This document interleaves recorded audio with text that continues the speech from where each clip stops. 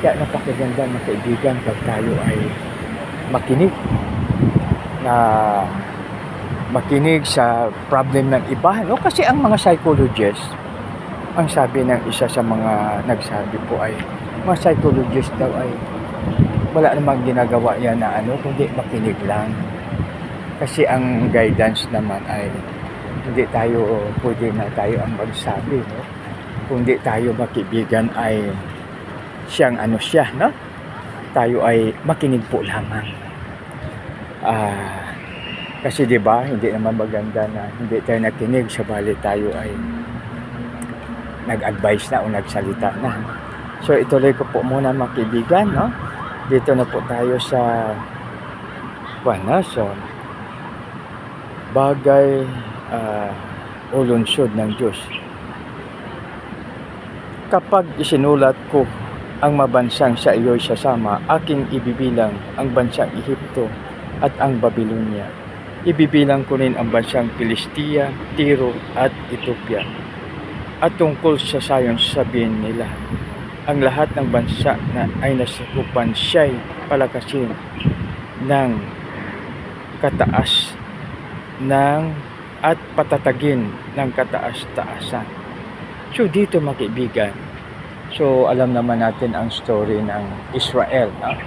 So marami silang kaaway, subalit sila'y nananalo dahil si Lord ang kanilang tagapagtanggol. Kaya napakaganda mga kaibigan na ating isipin, no?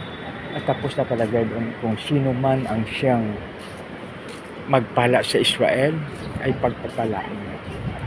Kung sino man ang magsumpa sa Israel ay kanya ang susumpain. So kaya napakapalad natin tayo ay tinatawag natin na tayo ay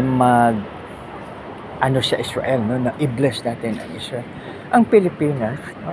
Mapalad tayong mga Pilipino. Alam niyo pa mga kaibigan kung bakit? Dahil ang Pilipinas ay sa panahon ng World War II ay nagkukup ng maraming mga Diyos, no? Maraming mga taga-Israel. Tapos during that time ni Carlos Peromulo, no? Nagkaroon ng botohan sa United Nations kung gawing bansa ang Israel. Nagkaroon ng tie mga kaibigan. At sa tie na yon, ang tiebreaker ay ang Pilipino sa magitan ni Carlos Peromulo. 1948 naging bansa po sila ulit mga kaibigan. So natatag ang Israel. So yan mga kaibigan, no? So kaya tulungan natin, ipag-pray natin ang Israel. So dito tungkulin natin yan na ipag-pray natin ang bansang Israel, ha? So aking babasahin na yan, ha? Si Yahweh ay gagawa ng isang talaan sa lahat ng taong dooy mamamayan.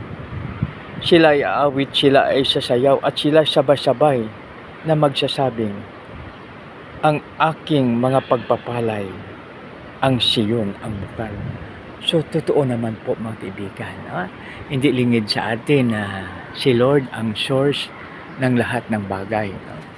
Siya ang source ng lahat ng bagay mga kaibigan, no? Kaya mga kaibigan, alalahanin natin ang ating Panginoon, siya ang ating Jehovah Jireh, no? So ibig sabihin siya the great provider.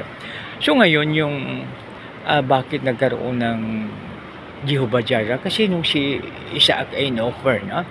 So si Abraham ay tinawag ni Lord, Abraham, ihandog mo sa akin ang kaisa-isang mo anak na si Isaac. So ngayon, walang atubili si Abraham, no? So ngayon in-offer niya si Isaac, no? Nagkaroon sila mga kaibigan ng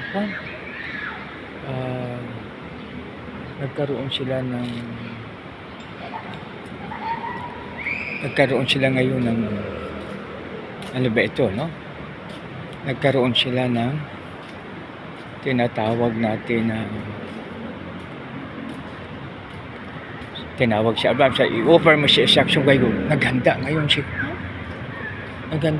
si Abraham, naghanda siya. So, nagdala sila ng kasama ang kanyang mga utusan. Nagdala sila ngayon ng buwan. Nagdala po sila ng makahoy na kuwan. Tapos yung doon na sila, yung malapit na sabi ni Abraham, sabi niya, dito lang kayo, babalik kami ni Isaac. So, ngayon mga kaibigan, so yung inadana nila yung kuwan, yung ano, yung inanda na po nila yung kuwan, no? Inanda na po nila yung altar. So ngayon sa kanilang paghanda ng altar, na ano ngayon, so yung ano na, sabi ni isa, sabi niya saan, kung ano mang tao niya, sabi niya, Daddy, saan ang kuwan?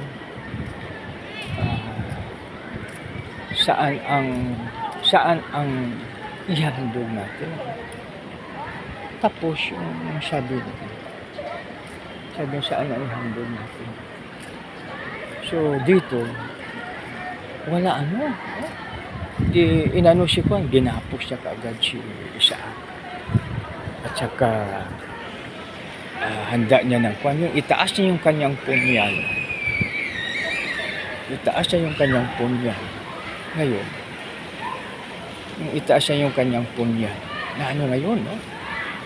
May sumigaw, Abraham, wag mong saktan ang bata. Ayan.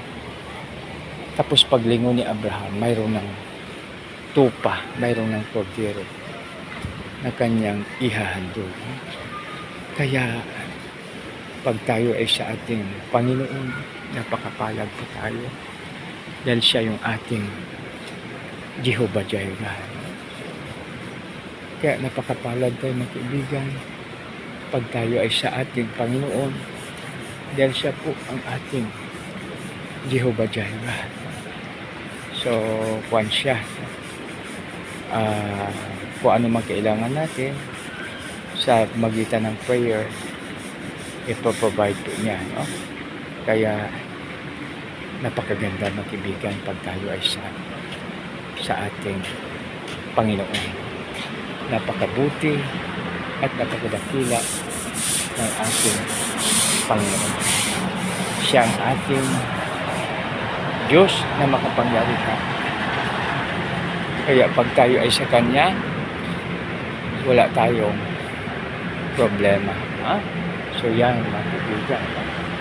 Salamat tayo ang ating Panginoon ay siyang ating tinatawag natin na siyang ating sandigan.